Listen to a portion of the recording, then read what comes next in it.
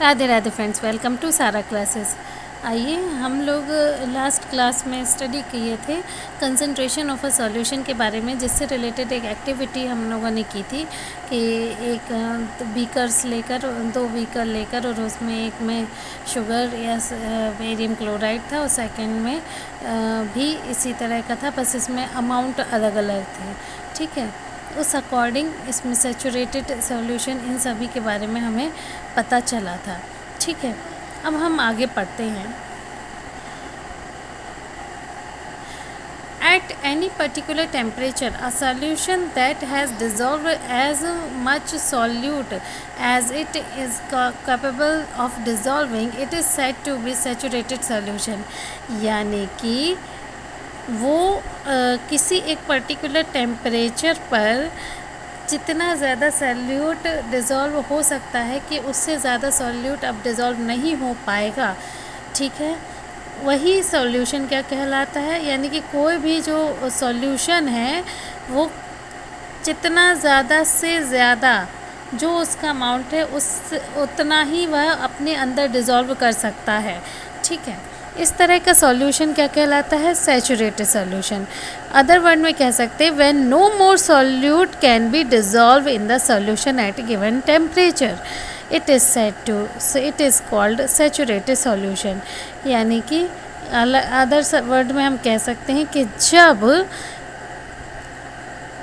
और ज़्यादा सॉल्यूशन, यानी कि जब हम सॉल्यूट मिलाते जा रहे हैं, लेकिन एक टाइम के बाद जब उसमें सॉल्यूट का मिलना बंद हो जाता है, उस कंडीशन को किसी भी टेम्परेचर पे मतलब सेम टेम्परेचर सेम रहेगा, टेम्परेचर चेंज नहीं होगा, है ना। उसी टेम्परेचर पे यदि हम मिलाते जा रहे हैं और एक टाइम के बाद डिज़ोल्व होना बंद हो जाएगा, तो ऐसा सॉल्यूशन सैचुरेटेड सॉल्यूशन कहलाता है। The amount of solute present in the saturated solution at the temperature is called the it's solubility.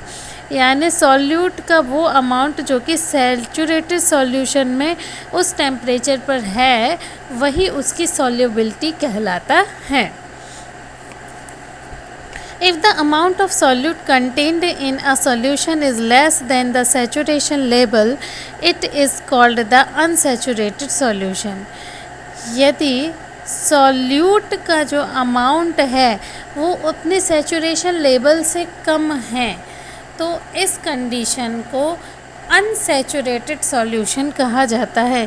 यानी हमने शुगर मिलाई, लेकिन जैसे हमने एक बीकर में शुगर मिलाई, लेकिन फिर हम थोड़ी देर के बाद हमने स्टॉप कर दिया, हमने नहीं मिलाया, डिज़ोल्व हो रहा है, लेकिन वो अपने सैचुरेशन लेवल से यदि कम है तो उस कंडीशन को अनसैचुरेटेड सॉल्यूशन कहा जाता है।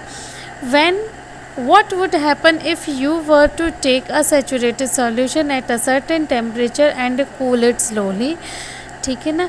अब क्या होगा जब सैचुरेटेड सॉल्यूशन किसी टेम्परेचर पर रखा जाए और धीरे धीरे उसे स्लो किया जाए, तब क्या होगा।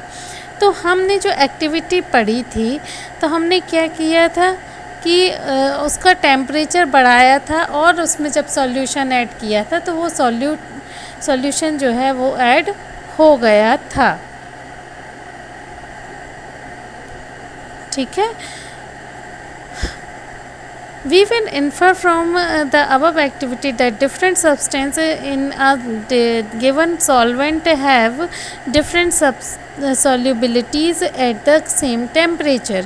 यानी अलग अलग सब्सटेंस जो होते हैं वो अलग अलग सॉल्युबिलिटी रखते हैं सेम टेम्परेचर पर। The concentration of the solution, the amount, mass or volume of solute present in a given amount, mass or volume of solution। ठीक है ना। कंसंट्रेशन ऑफ सॉल्यूशन क्या होता है, द अमाउंट ऑफ सॉल्यूट, यानी कि उसका वॉल्यूम या मास।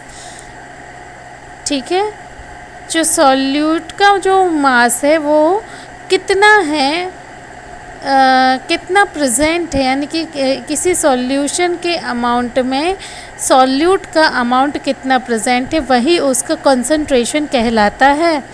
इसको हम इससे समझ सकते हैं, there are various ways of expressing the concentration of a solution but here we will learn only 3 methods. 3 ही मेथड हम इसमें पढ़ेंगे।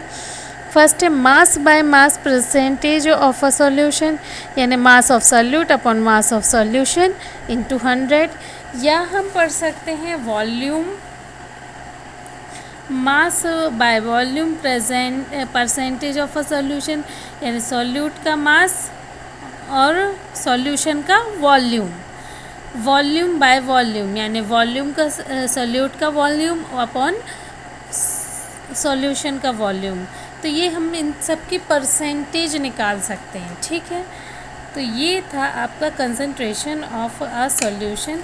इससे रिलेटेड एक एग्जांपल क्वेश्चन है जिसको कि हम देख सकते हैं, तो ये आप लोग देख लीजिएगा, ठीक है।